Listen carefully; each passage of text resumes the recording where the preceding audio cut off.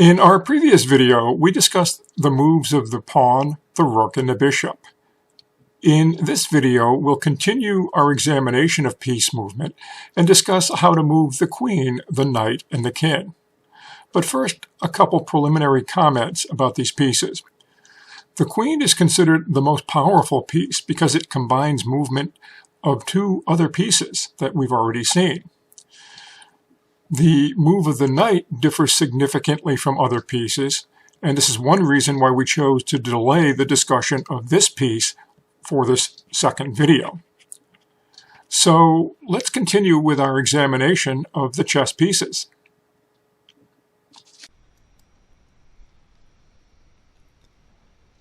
The queen combines the moves of a rook and the moves of a bishop. It can move along a rank or a file, just like a rook. It can move along a diagonal, just like a bishop. When the queen sits on a central square of the board, as shown in this diagram, the queen controls a total of 27 squares. The squares controlled by the queen can be seen in this diagram as they are squares beneath the solid lines that we've drawn here. So the queen is allowed to move to any of these squares if there are no pieces in its path. The ability of the queen to move in any direction is similar to the ability of an owl to kind of see in any direction.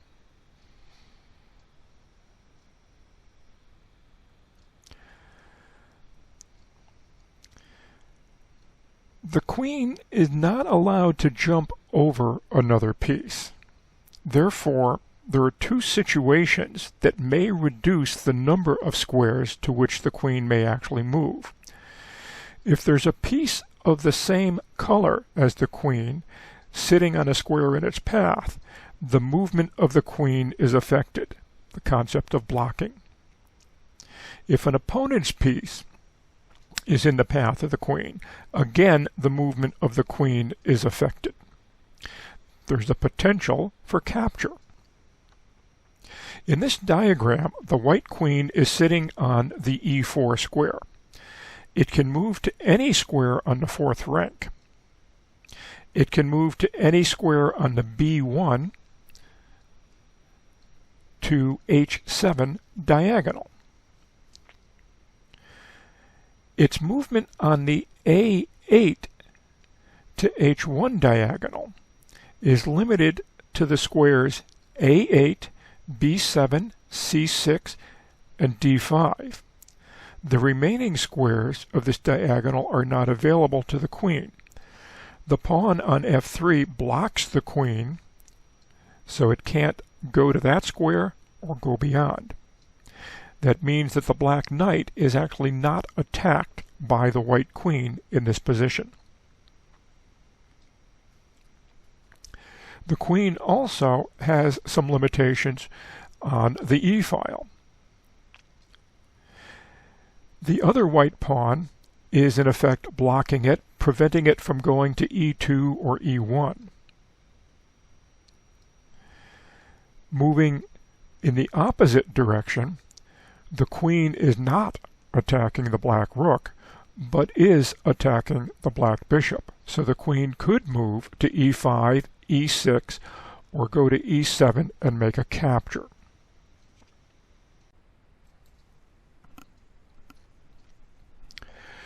Given that you're already familiar with how the rook and the bishop move, the queen has the same capabilities. You should be able to solve the little problem that I'm presenting here. Take a look at this position, and there are a couple of questions you should be able to answer. First, how many pieces are currently attacked by the white queen on the square that it's sitting on at the moment? Second, is there a square to which the queen could move to attack all of the black pieces at the same time? Pause the video if you need to and take a moment to think about this and come up with an answer to these questions.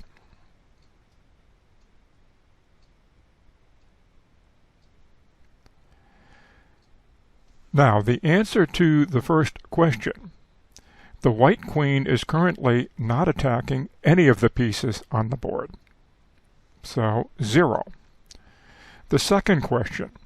Yes, there is a square to which the queen could move and attack all of the pieces.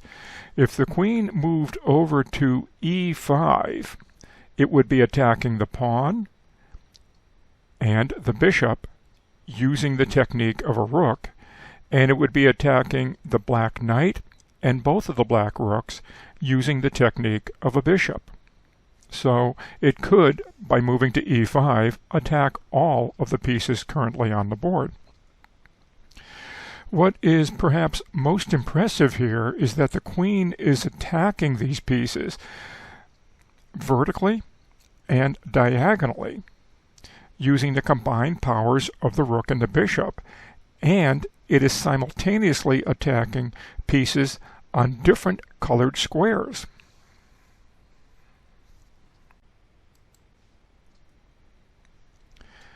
Historically, knights have ridden horses. This is why the knight as a chess piece has the shape of a horse's head. The knight has a very unique way of moving. It does not move in a straight line like the other pieces we've seen. The moves of our knight are as shown in the following diagram. We might describe the moves as making the shape of the letter L. And there's a couple ways that we could accomplish this by moving the piece. 2 squares sideways, then 1 square up or down.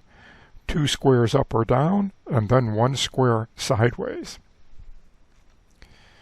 We also want to note that a knight that is in the middle of the board has the most options. And that's shown in the diagram here with the knight positioned on d5. There are 8 possible moves that could be made by this knight.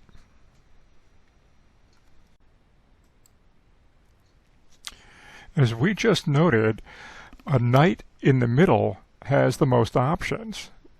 We saw that a knight could move to 8 different squares. However, the moves of a knight located on the edge of the board are greatly reduced.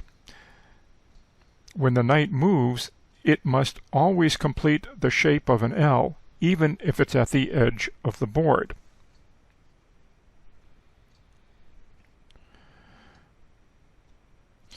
So, in this diagram,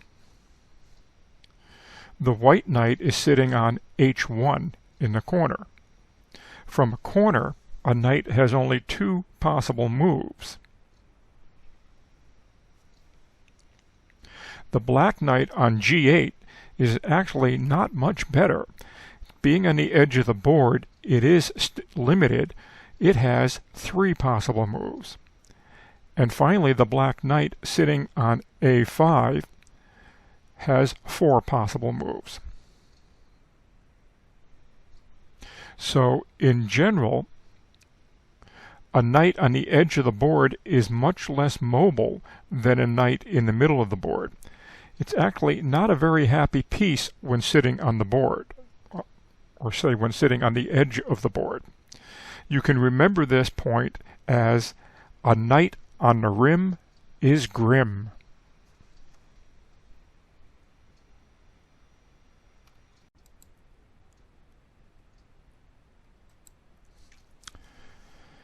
Not only does the knight's move look very different from moves made by the other pieces, the knight is also different because it can jump over pieces while making its move. Jumping over a piece in chess is different from jumping a man in checkers. When the knight jumps over a piece, it's like a horse jumping over a fence. When the knight jumps over a piece, it doesn't capture the piece. The knight jumps so that it can get past another piece, not so that it can capture the piece. Note that from the starting position, where all of the chess pieces are in their original position, there is a row of pawns that block the pieces. Thus, from the starting position, the knight is the only piece that can move because it is able to jump over the pawns that sit in front of it. Here's a little fun fact. In Spanish, the knight is called caballo, which means horse.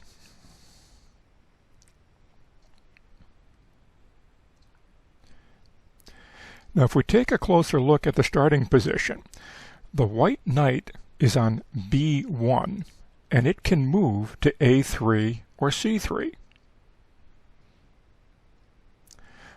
The white knight that is on G1 has the ability to move to F3 or H3. The black knights can also jump over the pawns that sit in front of them. The black knight on B8 can move to A6 or C6.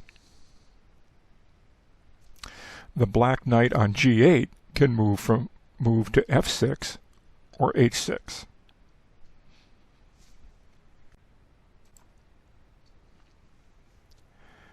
Let's take a little quiz to confirm your understanding of the knight's movements. Examine the following position, and I'll ask you a couple questions. First, note that the white knight on D4 is surrounded by other pieces. However, because a knight is able to jump over pieces, it's still possible that this knight could move to 8 different squares. If there were no pieces sitting on the squares next to the white knight, that knight could still move to the same 8 squares. Here's your first question. What are the 8 squares to which the white knight can move in this position?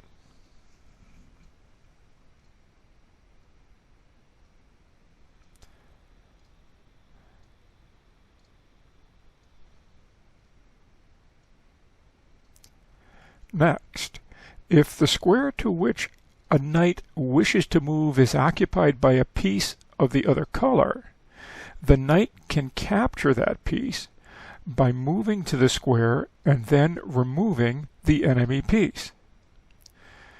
If the square to which a knight wishes to move is occupied by a piece of the same color, the knight cannot move to that square. Next question. Looking at the same position, assume that it's black's knight that is going to move. To which squares can this knight move? By the way, there are only 7 squares available to the black knight.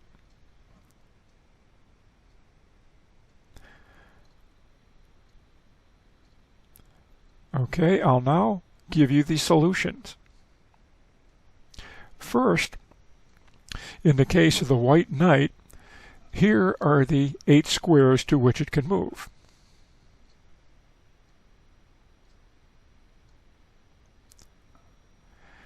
Now, in the case of the black knight, here are the 7 squares, one of which involves a capture.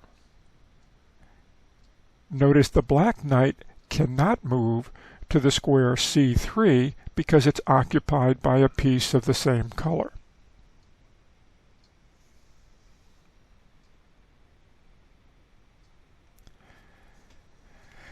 There's an interesting puzzle or challenge that is sometimes associated with the chessboard and the knight, something called a knight's tour.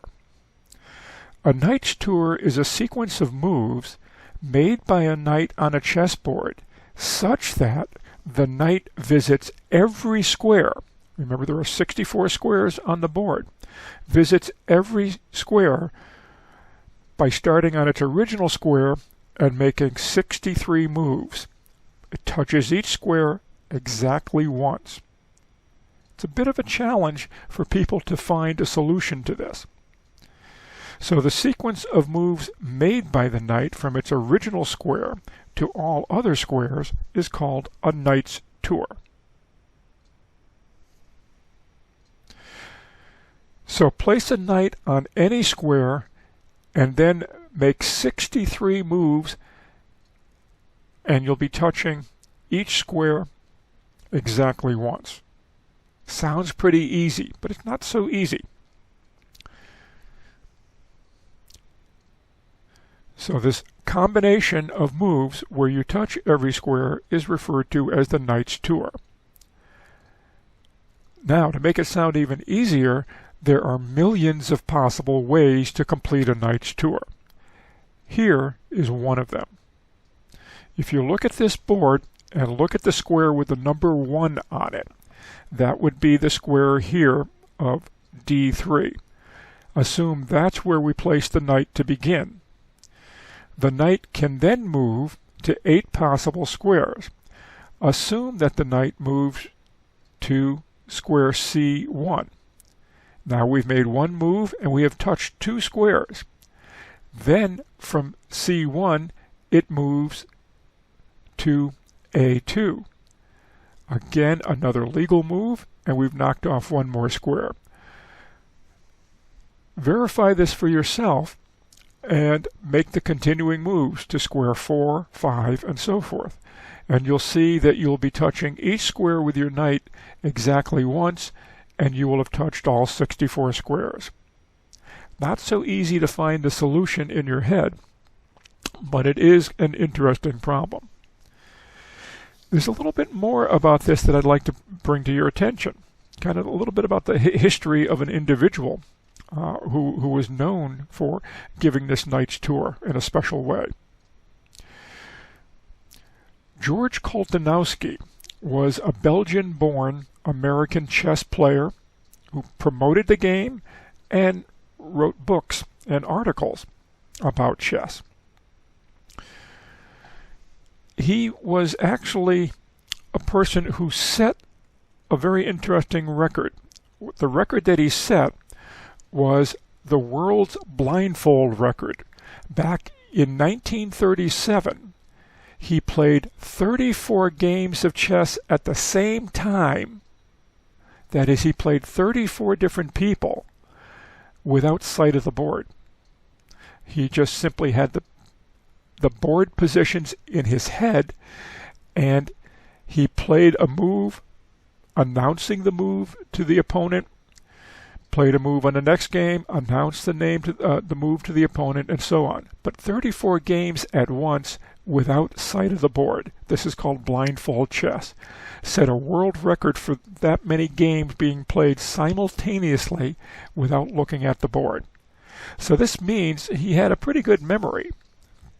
By the way, if you're curious, of those 34 games, he beat 24 people and had draws against the remaining 10. He didn't lose one of the games. Now, what about the Knight's Tour? Well, again, it's kind of an interesting mental exhibition.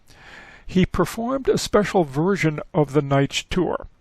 What happened is, what he would do is he would have members of the audience at the exhibition give him things like a telephone number, an address, or the name of someone, and each one of these values that he obtained from the audience would be placed on a square of the chessboard. Thus, he would have 64 of these values given from the audience, telephone numbers, addresses, and names. And they would be placed on separate squares of the chessboard. Koltanowski would then look at the chessboard for a couple of minutes, kind of commit this to memory, and then turn his back to the board, just as he did with the blindfold chess games. So he would now no longer be looking at the board, and what would happen is he would then ask someone in the audience to pick a starting square, just as we did in our example, where we went to, say, D3 as our starting square.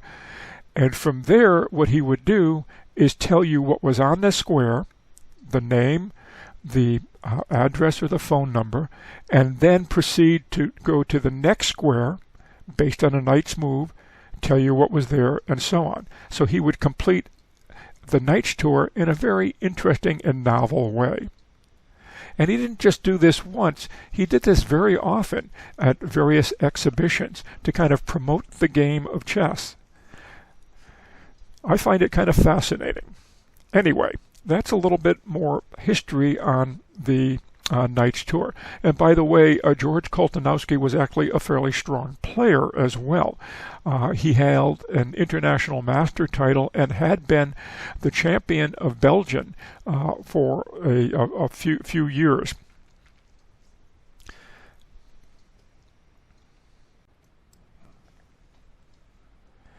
We've said before that the king is the most important piece in chess. Let's make it clear why this is the case. If you lose any piece other than the king, you can continue to play the game.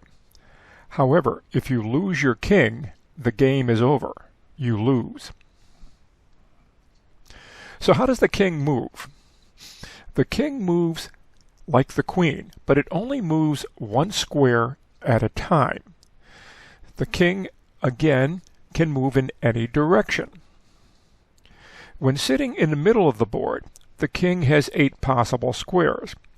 Consider the white king here on the E3 square. The stars surrounding the king indicate the possible moves that can be made by the king from this position. When sitting on a square on the edge of the board, the number of possible moves is much smaller.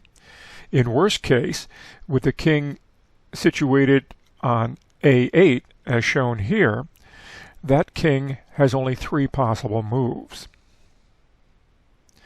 On other edge squares, there are also fewer than 8 possibilities. For example, if the king happened to be sitting on A4, it would have 5 possible moves.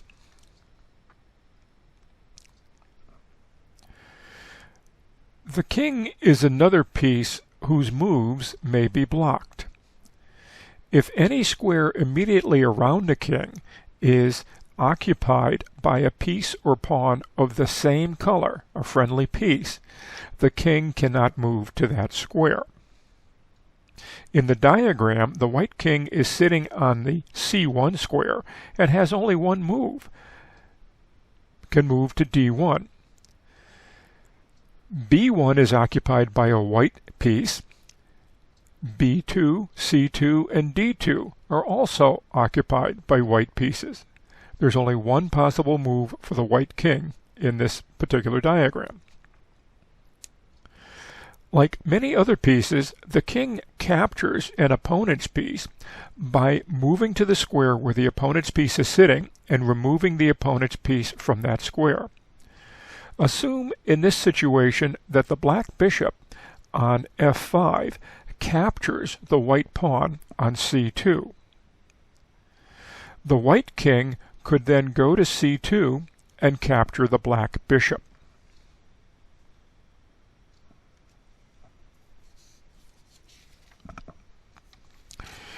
There's a special situation we want to consider with respect to the movement of the king.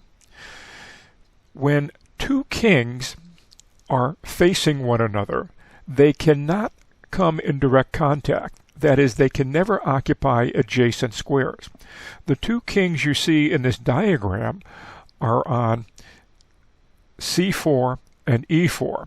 They can never get any closer than that. There always has to be at least one square between them.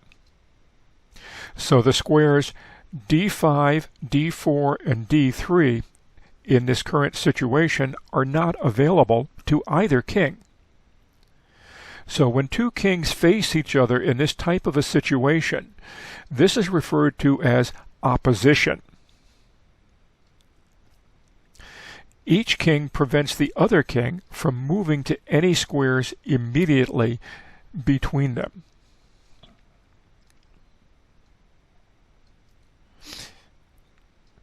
Now the king has a special move called castling. We need to provide a little bit more background about the game before we can properly explain castling. So even though it's a move that the king can make, I'm not quite ready to talk about it. We'll talk about it a little later in another video where I address some special moves. One thing we should note, though, is that when the king is attacked, the king is said to be in check. Because there is much more to be said about attacking the king, we'll also discuss the concepts of check and checkmate in a later video.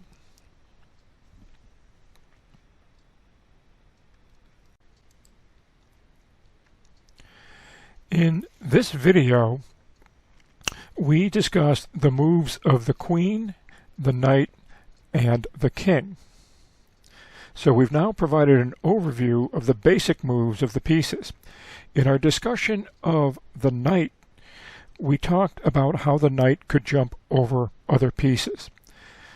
This led us to introduce a special type of puzzle or challenge called the Knight's Tour. And as we talked about the king, we mentioned a special situation that exists when two kings are near one another, something called opposition. Now there's a little bit more to the moves of the pieces than we've covered in these two videos. Some pieces are able to make special moves. In particular, the king and rook participate in what is called castling, and the pawn can perform a special capture called en passant, or in passing. The pawn can also be exchanged for another piece in a move called pawn promotion. So as not to overwhelm you, we'll address these special moves and the manner in which they can be used in a separate video. But in our next video, we'll be covering check and checkmate. This material will prepare us to complete the special moves of the pieces that I've mentioned. So until next time,